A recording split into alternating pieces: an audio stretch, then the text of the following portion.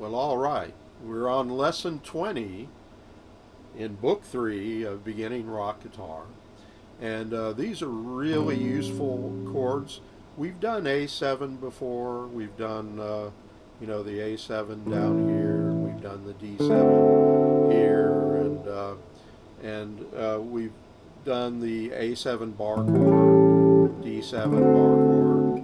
But these are just 3 note chords, and they're really good rhythm chords. They're very chunky, kind of.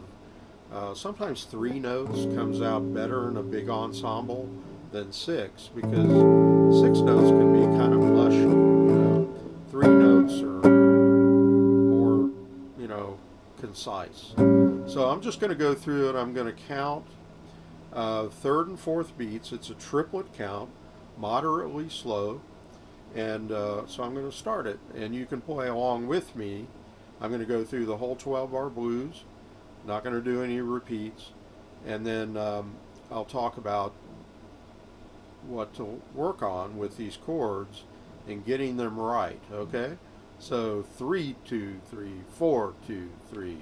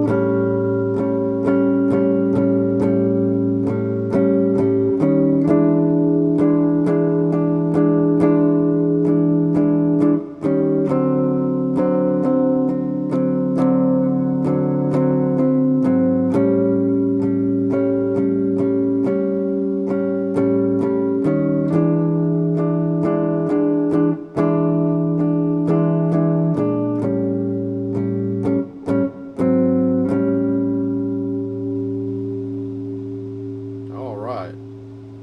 I can't resist doing a little vibrato at the end. That's one thing you can do with these chords that you can't do with a 6-string chord easily. So they're, like I say, they're really good rhythm chords. They're really chunky. They're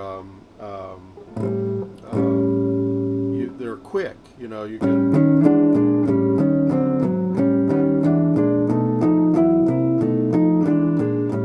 move them really quick and just get it's a real exciting kind of rhythm. And they can be expanded. These are just dominant 7th chords, but you can expand them to do a major 7th by just, changing one finger. And then you can do a minor 7th, a major 7th, and then a dominant 7th. So you can follow the scale with 7th chords.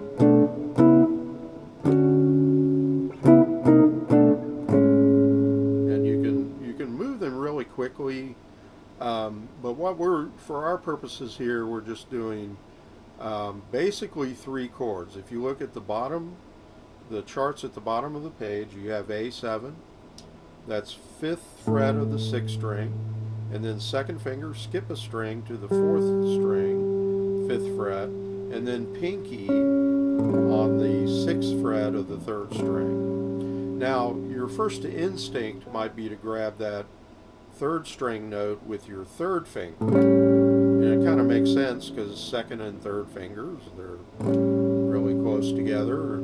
But don't do that. Use 4th finger, 2nd and 4th, because you'll need your 3rd finger when we go from E flat 7 to D7, and then you'll switch back to the 1st finger when you go to the 6th string chord. So basically your bass notes are 1st finger on the 6th string, 3rd finger on the 5th string, and you might even practice just this bass movement.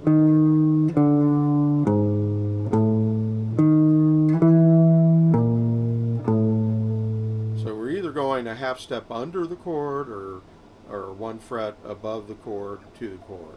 Now, so that's A7. You want to make sure that also the muting is working for you.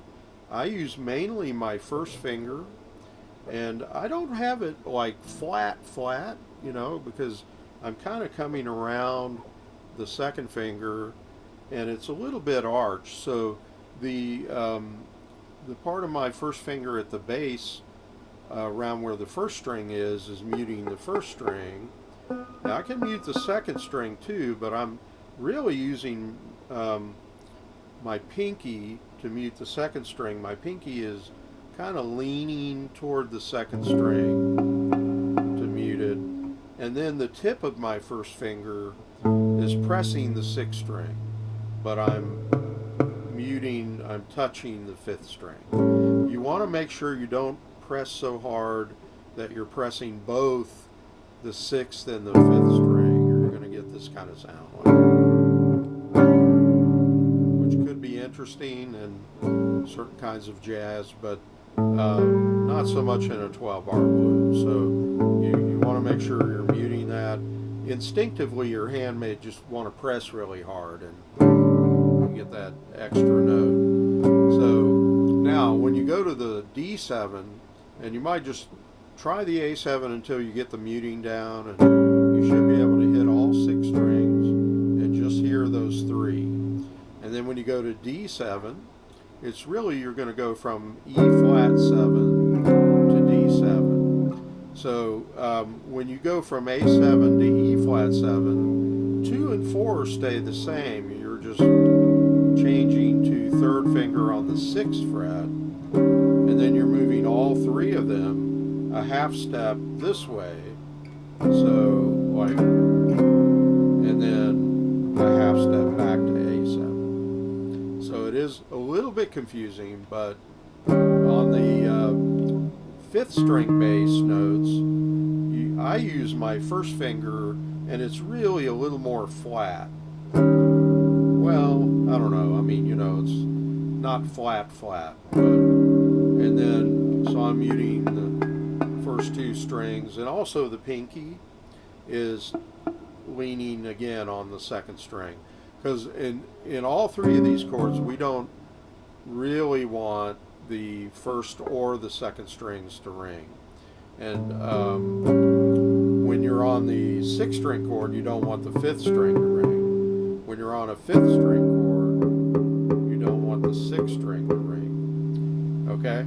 So you have to get used to slightly changing the muting when you go from a 6th string to a 5th string chord. Alright?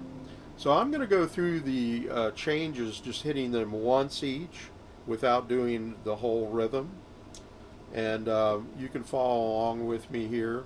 It's A7, E flat 7 to D7, and then A flat 7 up 1 fret to A7, and then it's B flat 7 back down to A7, and then it's E flat 7 to D7,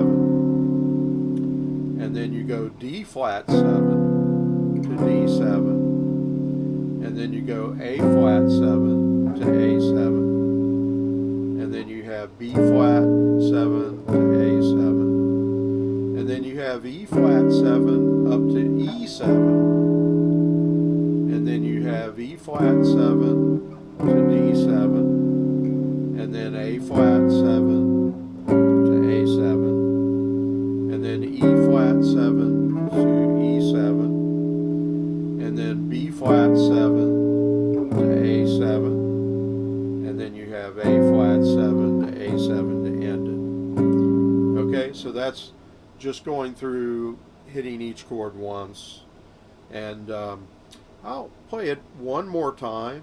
I hope all of this was clear enough that you can start working with these chords, because they are really a game changer. They're very useful chords. Sometimes, like the great jazz guitarist Jim Hall said once, that sometimes the most you know, what seems like the most difficult chords are really the easiest chords to play. And that's true. You can almost do like a walking bass with these. Like, you know, I'm just making something up. I'm not really, but really good jazz players can keep a walking bass going while they're playing chords, and that's a great skill, you know, that I do not have, you know, but I wish I did, but I haven't really worked on it. I'm not really a serious jazz player. I'm more of a blues, traditional blues player, okay? So I'm going to go through this one more time, a little faster, all right? So like 3, 2, 3, 4, 2, 3.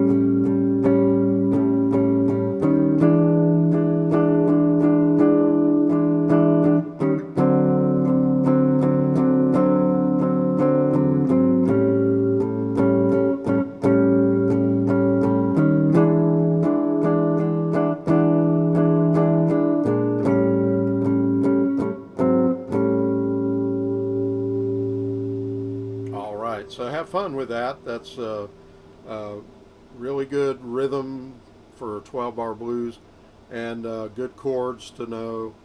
And please, if you haven't, like this video.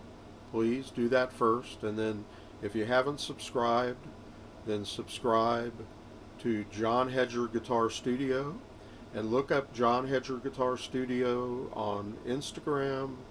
Follow me there. And then I have a Facebook page, same name, John Hedger Guitar Studio. So enjoy, and we'll see you in the next one. All right? So take care.